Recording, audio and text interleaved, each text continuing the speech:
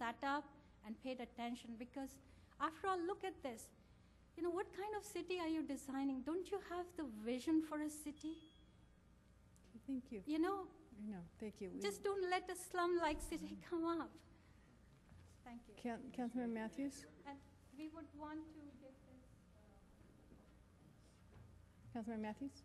Yes, I had a couple of questions that, as a result of the public input, that I'd like to refer to staff to see if they can answer now, and if not, seek my council colleagues to, by consensus, refer it, if that'd be appropriate.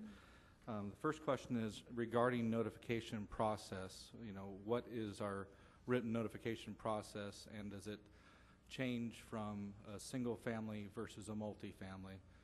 Number one, as far as notification, how do we reach out to the residents in that particular environment? And two, do we have different standards for BMPs and construction and conditions of approval or outreach for single family versus multiple family, because of just the intensity of the construction and the number of people that it impacts? So those are the two questions I'd like to refer through the mayor and see if staff can answer them now. City Manager? Just, I'd like to address the notification process first, and we can come back to council with more information, and we can also talk to the residents who are concerned. But our current notification process, notification goes to the property owner, a mailed notification, and it also is posted on poles and so on throughout the area where a construction or a planning request is made. Our planning staff had brought forward some discussion with the Planning Commission recently, where there has been a proposal to have a notification process that will be more inclusive of people who rent or lease property. It's not finalized yet, but it is something that the Planning Commission has been working with staff on, and ultimately that'll come forward to council for an approval. As far as different standards for construction, I think that might take a little bit more time to give an answer on that, but we definitely will come back with that. And I think, thirdly, the city clerk's offer to sit down with the residents to make sure that they have full access to any of the records about this project approval process, I think is a good offer, and our planning director would also be helpful in that regard, so that any of the information that they are seeking, that they can have access to that. Thank you. Councilor McLeod? Thank you. And if we can possibly add to the construction requirements, the question on that is to see if we have a good neighbor policy. So in this case, when there was in fact an infill on the site itself, if we have any policy in place, and time to explore whether or not that might be something wise to move forward on.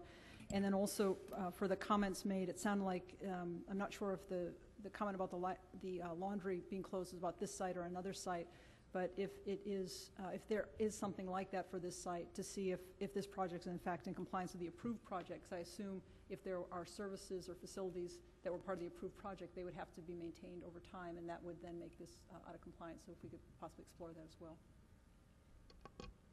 And I am so glad you're here tonight, because I have never had as many complaints come about a project as this one.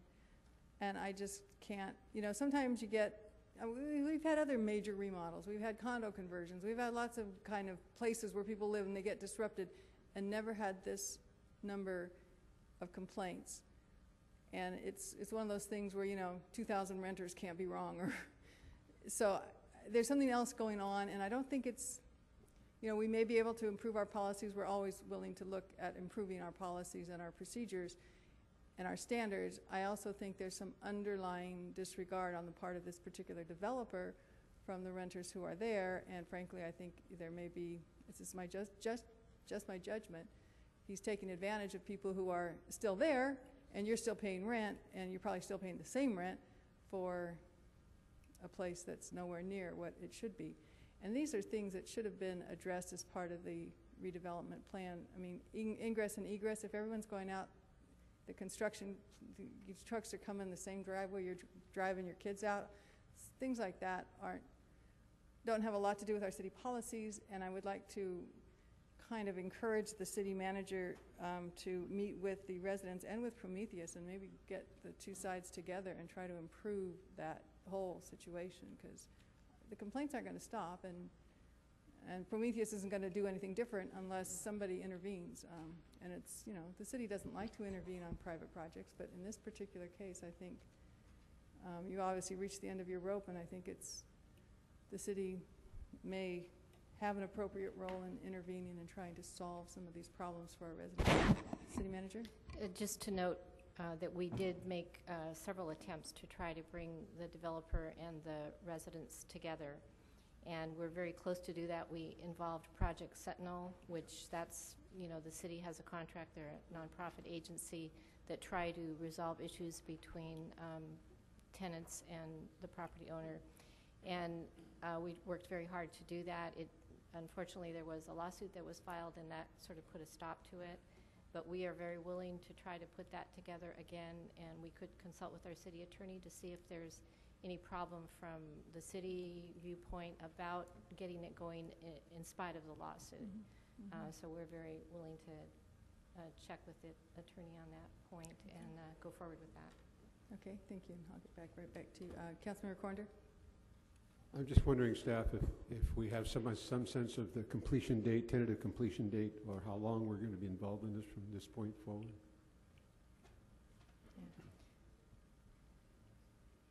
Yeah, the director of planning is saying possibly 18 months.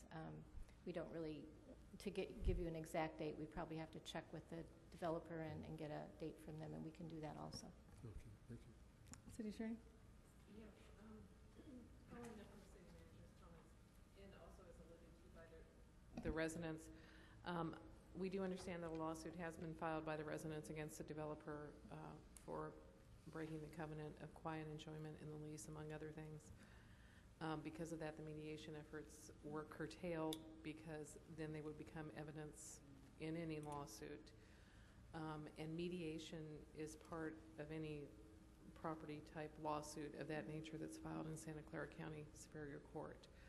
So there are other avenues. In addition, I do believe, and perhaps Director Riley can chime in on this, that we have responded to document production requests from both parties in the lawsuit. So that might be something else that the residents would want to do, would be to check in with their lawyer to see what documents, but certainly we can provide them directly from the city also.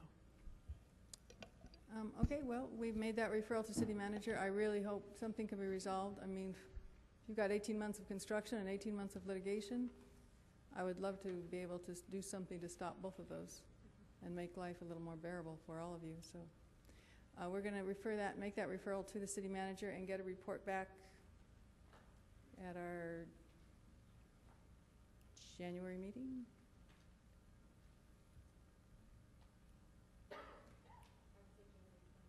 January 27th. So in the meantime, you can work with our city clerk and our city manager and find out what progress has been made on the 27th.